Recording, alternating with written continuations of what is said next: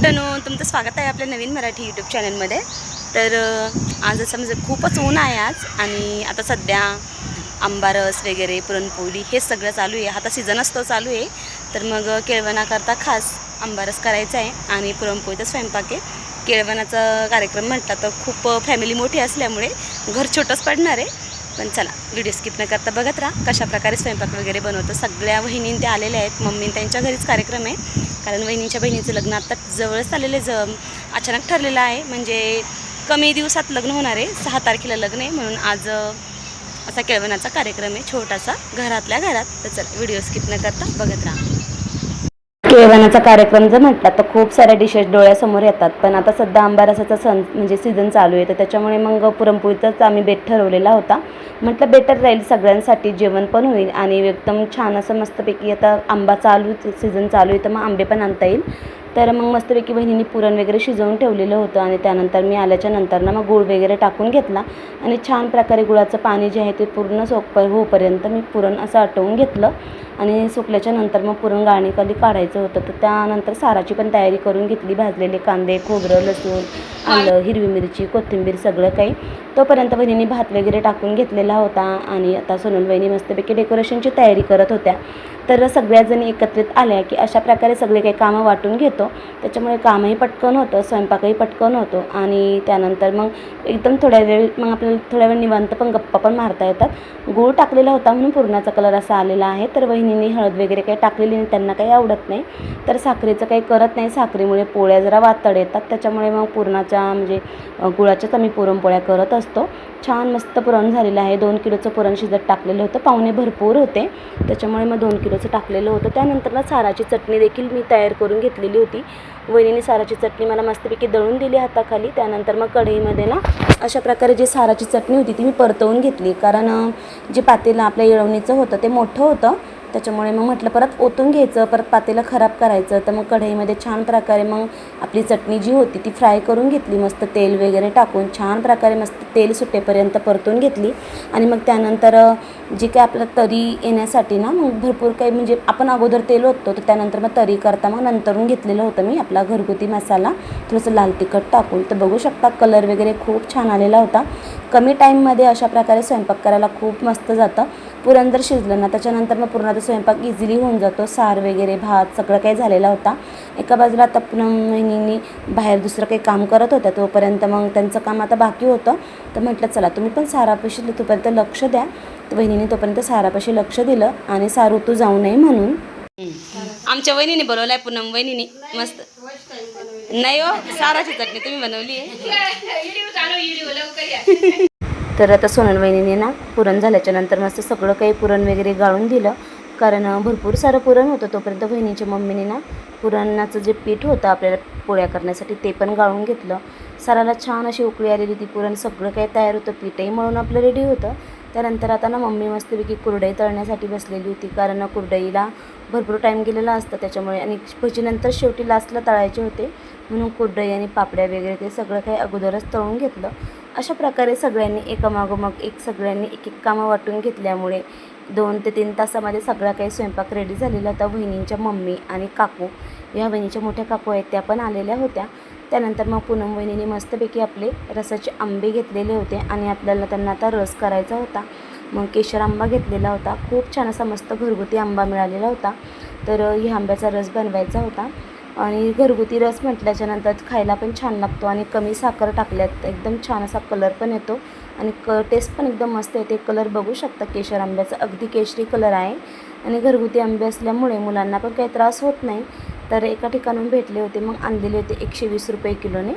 तर त्यानंतर ना आता मग मम्मी आणि ते बाहेर तळत होत्या, तोपर्यंत वहिनींनी आणि वहिनीने तोपर्यंत आपला रस करून घेतला, आणि तोपर्यंत बहिणीच्या मम्मीने त्यांच्या सगळ्यांच्या गप्पा चालू होत्या. बाकीच्या मग आता पोळ्या वगैरे करून घेतल्या. त्यांनी छान प्रकारे पोळ्या भाजायचं काम केलं, आणि मी एका बाजूने लाटण्याचं काम केलं. 2 किलोच्या पोळ्या होत्या म्हटल्यानंतर भरपूर टाईम गेला. तर पोळ्या करून घेतल्याच्या नंतर मग फक्त भजीच बाकी होते. आता सार भात वगैरे सगळं काही झालेलं होतं. तर अशा प्रकारे मस्त असं सगळा स्वयंपाक रेडी झालेला होता. आता पुरणपोळ्या थोड्याच बाकी होत्या. सगळ्या काही पुरणपोळ्या मी करून घेतल्या. तर वहिनींनी मला खास पुरणपोळ्या करण्यासाठीच बोलवलेलं होतं. त्याच्यानंतर मग म्हटलं चला आता वहिनींचं बोलवणं आल्याच्या नंतर गेलो नाही असं होत नाही. तर मग सगळ्या काही पुरणपोळ्या वगैरे करून घेतल्या. सगळ्यांनीच हातभार लावल्यामुळे ना सगळा स्वयंपाक झालेला. तर पुरणपोळ्या बघू शकतात खूप साऱ्या झालेल्या होत्या, मऊ लुसलुशीत आणि अगदी मस्त झालेल्या होत्या पुरणपोळ्या. तोपर्यंत वहिनींनी पण रस दळून घेतला. तर त्या मला दाखवत होत्या की दूध वगैरे टाकू की काय, कारण दूध टाकल्यामुळे घट्टपणा जास्त येतो. तर मस्त असा आपला रस झालेला होता, केशर आंब्याचा रस. तर थोडंसं दूध टाकल्यामुळे ना त्याला छान असा घट्टसरपणा आलेला होता. कलर तुम्ही बघू शकता, अगदी मस्त झालेला होता रस आणि फ्रीजमध्ये ठेवायचा होता तो. आता सगळा काही स्वयंपाक वगैरे झालेला आहे. तर आता आहे ना पाहुणे येणार आहे.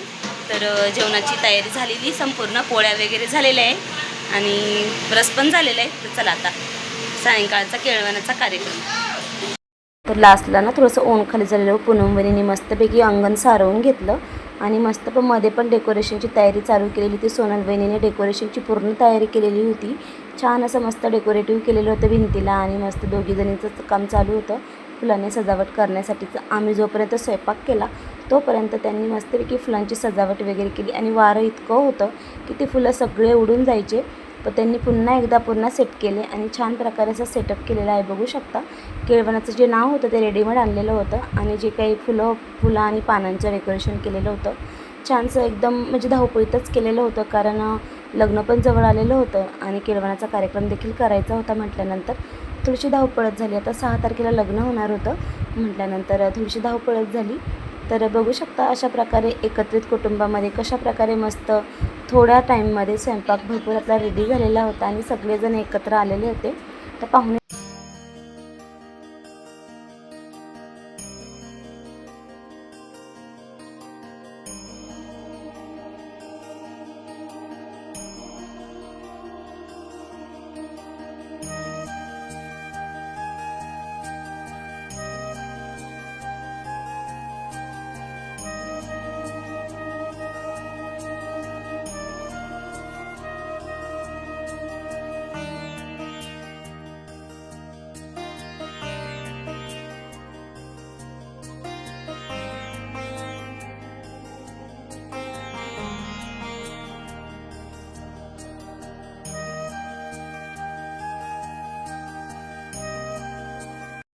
वैष्णवी आणि अक्षयची जोडी खूप सुंदर आणि मस्त दिसत होते. तर दोघांनाही जेवणासाठी आमंत्रित केले. तर मस्तपैकी औक्षण केलं, सगळ्यांचं स्वागत केलं. तर छान असे मस्त फोटो वगैरे क्लिक केले आणि बघू शकता दोघेजण जेवणासाठी बसलेले होते. मला थोडासा टाईम झाला होता येण्यासाठी, कारण मी लग्नाला गेलेली होती तोपर्यंत. तर सगळेच काही बहिणीचे भाऊन ते जेवणासाठी बसलेले होते आणि वैष्णवी पण हसी मजाकमध्ये त्यांचं चालू होतं. तर छान प्रकारे असा मस्तपैकी सगळ्यांचा टाईम स्पेंड झाला आणि सगळेजण एकत्रित सगळे भाऊ भावंड बसलेले होते. त्यानंतर आता मग आम्ही देखील आलेलो होतो, कारण बहिणीच्या मम्मीने त्यांनी मला परत फोन केला की जेवणासाठी या म्हणून.